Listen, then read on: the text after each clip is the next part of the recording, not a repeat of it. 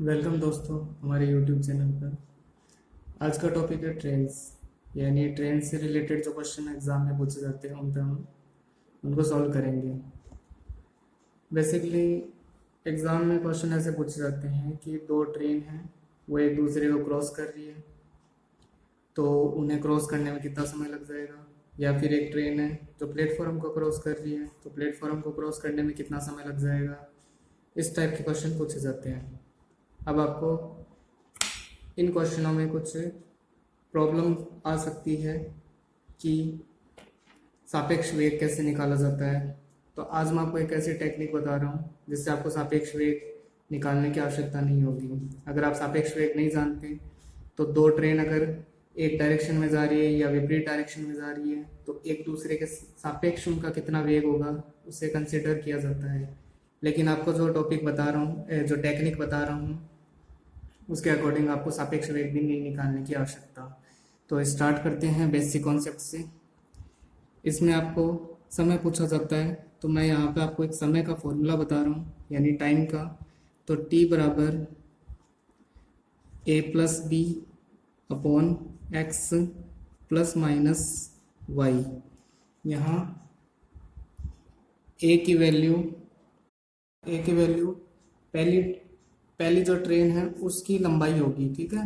और x की value, x का जो मान होगा वो जो ट्रेन है उसकी वेलोसिटी कितनी है, उसका वेग कितना है वो होगा। और जो दूसरा b है, ये b है, b में कई चीज़ें आ सकती हैं, जैसे दूसरी कोई अन्य वस्तु, अन्य में कैसे, जैसे प्लेटफॉर्म हुआ,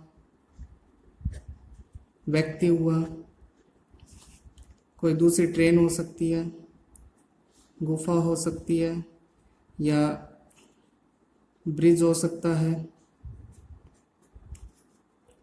तो बी की वैल्यू, अगर आपको सवाल में प्लेटफॉर्म दिया है या व्यक्ति दिया है, ट्रेन दिया है, गुफा दी है, ब्रिज दी है, तो उनकी जो विड्थ है या चौड़ाई है, लंबाई है, वो लिखी जाएगी यहाँ पर। और वाई की जगह जैसे दूसरी ट्रेन है तो उसका वेग लिखा जाएगा। अगर प्लेटफॉर्म है तो प्लेटफॉर्म का कोई वेग नहीं होता, तो यहाँ पे अपन 0 लिख देंगे, ठीक है। ये टी का फॉर्मूला हो गया। अब यहाँ पर प्लस है और माइनस है। अगर दो ट्रेन, ये तब काम आएगा प्लस और माइनस जब दो ट्रेन हो। अगर दोनों ट्रेन विपरीत दिशा में जा रही है, यानी एक ट्रेन की डायरेक्शन ये है और एक ट्रेन की डायरेक्शन ये है, तो विपरीत दिशा में हो तो प्लस यूज करेंगे। और अगर दोनों सेम डायरेक्शन में जा रही है जैसे ये, तो हम यहाँ पर माइनस यूज करेंगे, ठीक है। और एक चीज़ और बेसिकली हमें ज़रूरत पड़ती है कि अगर आपको किलोमीटर पर हावर में कोई संख्या दी हुई है, जैसे ये चाल 90 किलोमीटर पर हावर, ये किलोमीटर पर आवर में दी हुई है, और हम ये चाहते हैं कि ये मीटर पर सेकंड में चेंज हो जाए, तो मीटर पर सेकंड में चेंज करने के लिए इसे 5/18 से गुणा करना पड़ेगा। तो ये जो संख्या है 90, ये मीटर पर सेकंड में चेंज हो जाएगी। अब स्टार्ट करते हैं। 90 किलोमीटर पर आवर की चाल से जा रही 75 मीटर लंबी रेलगाड़ी एक बिजली के खंभे को कितनी देर में पार करेगी। तो बस जनरली अपना फॉर्मूला ये रहेगा, बस इसी में वैल्यूज पुट करनी है और सॉल्व करना है। बस पहला काम अपन ये करेंगे, यहाँ 90 किलोमीटर पर आवर दिया हुआ है और यहाँ मीटर में दिया हुआ है, मतलब यहाँ किलोमीटर है और यहाँ मीटर में दिया हुआ है। तो अगर हम किलोमीटर पर आवर को मीटर पर सेकंड में चेंज कर लें तो किलोमीटर किस में चेंज हो जाएगा, मीटर में। उसके लिए हमें किससे गुणा करना पड़ेगा, 5/18 से गुणा करना पड़ेगा। तो पहले मैं 90 को 5/18 से गुणा कर लेता हूँ, यह आ जाएगा 5 टाइम, और 5 × 5 25। और अब इसकी जो यूनिट हो जाएगी वो हो जाएगी मीटर पर सेकंड, तो मीटर पर सेकंड। अब हम ये फॉर्मूला यूज करेंगे टी का। तो टी बराबर, एक का मतलब होता है जो पहली ट्रेन है, यानी ट्रेन है उसकी लंबाई। तो ट्रेन की जो लंबाई है वो हमें दी हुई है 75 मीटर, तो यहाँ रख देंगे 75 प्लस बी, जो अन्य वस्तु है, जैसे मतलब प्लेटफॉर्म, व्यक्ति, तो यहाँ देखना पड़ेगा क्या चीज़ दी हुई है, खंबे। तो अन्य के अंदर मैं ये भी लिख सकता हूँ खंबा। जब आपको व्यक्ति या खंबा दिया जाए तो उनकी कोई चौड़ाई नहीं होती, या ट्रेन के सापेक्ष उनकी चौड़ाई बहुत जीरो होती है, बहुत कम होती है, इसलिए हम उसे क्या मान लेंगे, 0। तो जब भी आपको व्यक्ति और खंबा दिया हो तो यहाँ पे आपको 0 लिखना है, तो यहाँ 0 लिख दिया गया। अब यहाँ x लिखेंगे, x मतलब जो ट्रेन है उसकी वेलोसिटी, तो वेलोसिटी को हमने 90 से किस में कन्वर्ट कर लिया, 25 में, तो यहाँ 25 लिख देंगे।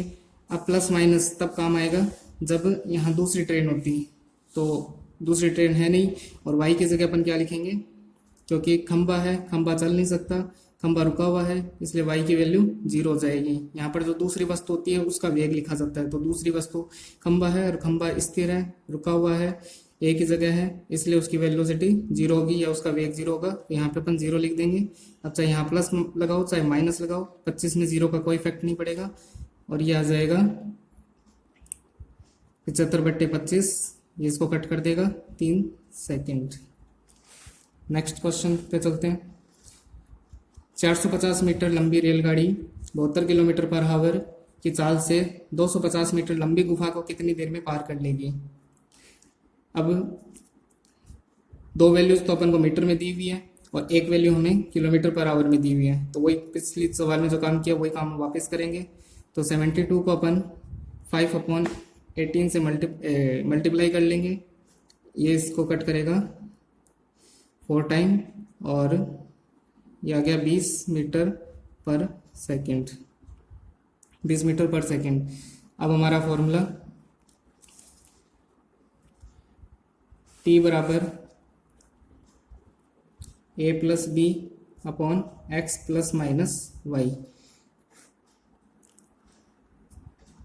तो T बराबर एक की वैल्यू, ए की जगह अपन जो रेलगाड़ी है उसकी लंबाई रखेंगे, तो रेलगाड़ी की लंबाई हमें 450 दी हुई है, प्लस बी की जगह जो दूसरी वस्तु है, दूसरी वस्तु या दूसरी जैसे मतलब प्लेटफॉर्म गुफा, तो इस बार हमें क्या दिया हुआ है, गुफा, तो गुफा की लंबाई कितनी है 250, यहाँ रख देंगे 250।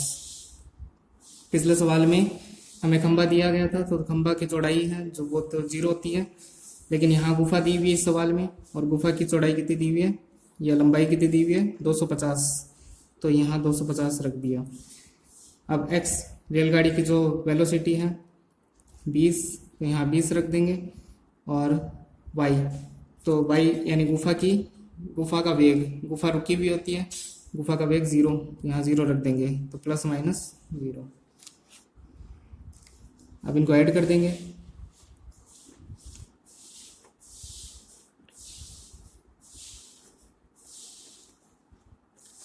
ये आ जाएगा 35, तो यहाँ लिख दो 35 सेकेंड।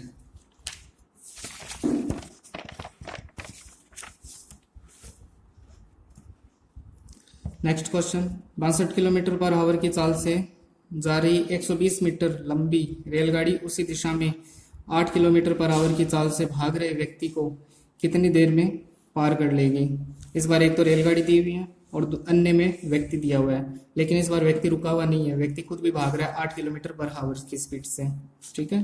तो यहाँ पर अब हमें ये किलोमीटर पर आवर में, ये भी किलोमीटर पर आवर में, ये मीटर में है, तो इस किलोमीटर पर आवर और किलोमीटर पर आवर को हम चेंज कर लेते हैं। जैसे 62 × 5/8, ये तो ये हो जाएगा, और ये हो जाएगा 8 × 5/18। अब एक बार कट नहीं रहा तो मैं इसको एक बार ऐसी एज इट इज छोड़ रहा हूँ।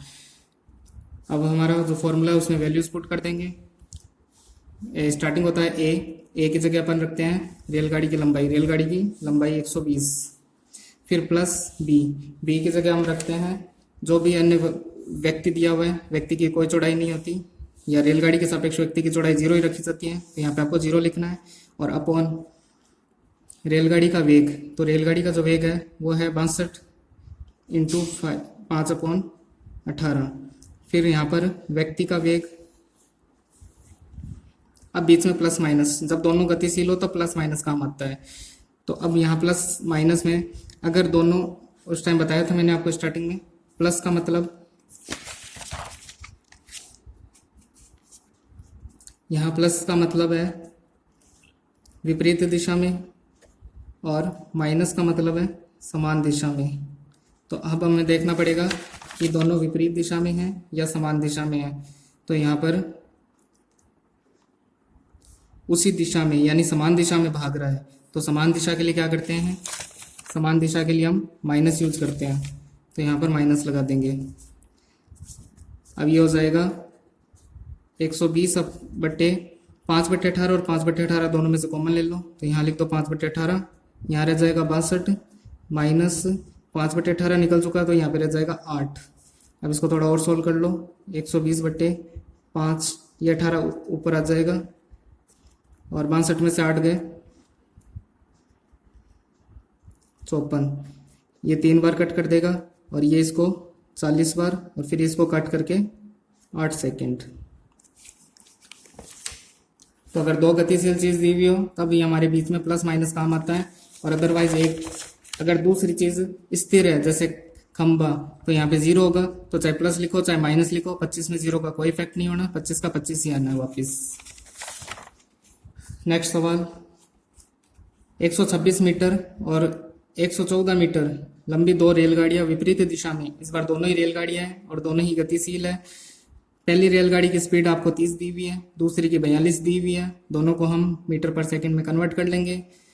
और इस बार विपरीत दिशा दिया हुआ है, विपरीत के लिए हम जानते हैं माइनस आता है, विपरीत के लिए जो चिन्ह हमें काम में लेना होगा वहां पे अपन विपरीत के लिए प्लस आता है। तो मैं डायरेक्ट इसको फॉर्मूला लगा के लिखता हूँ, T इक्वल टू पहली रेलगाड़ी की लंबाई 126 प्लस दूसरी रेलगाड़ी की लंबाई 114 बट्टे में पहली रेलगाड़ी की वेलोसिटी 30। अब इसको मैं यहाँ कन्वर्ट कर लेता हूँ, किलोमीटर पर आवर को कन्वर्ट करते हैं तो 5/18 से गुणा करते हैं, फिर दूसरी रेलगाड़ी की लंबाई स्पीड 42 इंटू 5/18। अब दोनों विपरीत दिशा में, तो विपरीत दिशा में होती है तो प्लस आता है। अब यहाँ पर इसको सॉल्व करें तो ये ऐड कर देंगे इसमें 240, और इन दोनों में 5/18 और 5/18 कॉमन आ जाएगा, 5/18 कॉमन आ गया और यहाँ रह गया 30 और यहाँ लिख दो 42। अब ये 18 ऊपर चला जाएगा, 240 गुणा 18/5 और इसको ऐड कर दो 2 और 7 72, ये 4 बार कट करेगा और ये इसको 60 बार कट करेगा और 60 में 5 का भाग दोगे तो 12 सेकेंड। तो जो दोनों रेलगाड़ी है वो एक दूसरे को 12 सेकेंड में क्रॉस कर जाएगी। ऐसे एक सवाल और कर लेते हैं, ये थोड़ा डिफरेंट सवाल है लेकिन फॉर्मूला वही लगेगा सेम। एक रेलगाड़ी 120 मीटर लंबे प्लेटफॉर्म को 10 सेकंड में पार करती है तथा एक खंबे को 4 सेकंड में पार करती है, तो रेलगाड़ी की चाल और लंबाई ज्ञात कीजिए। मतलब एक रेलगाड़ी है और यहाँ पे अन्य में दो चीज़ें दी हुई है, एक तो प्लेटफॉर्म दिया हुआ है और एक खंबा दिया हुआ है। जब प्लेटफॉर्म को क्रॉस करती है तो 10 सेकंड लगाती है और खंबे को क्रॉस करती है तो 4 सेकंड लगाती है। तो रेलगाड़ी की चाल और लंबाई ज्ञात करनी है। तो स्टार्टिंग करते हैं। हमारा फॉर्मूला होता है T बराबर A+B/X+-Y। पहला केस लेते हैं हम प्लेटफॉर्म वाला। तो आपको क्या करना होगा, यहाँ पर देखो प्लेटफॉर्म को पार करने में कितना समय लगा रही है, 10 सेकंड।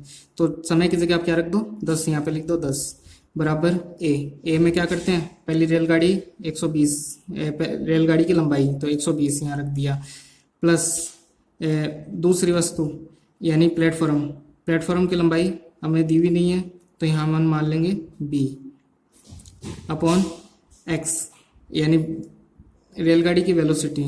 अच्छा एक सेकेंड, ये गलत हो गया, वापस स्टार्ट करते हैं। 10 सेकंड तो यहाँ रख देंगे 10।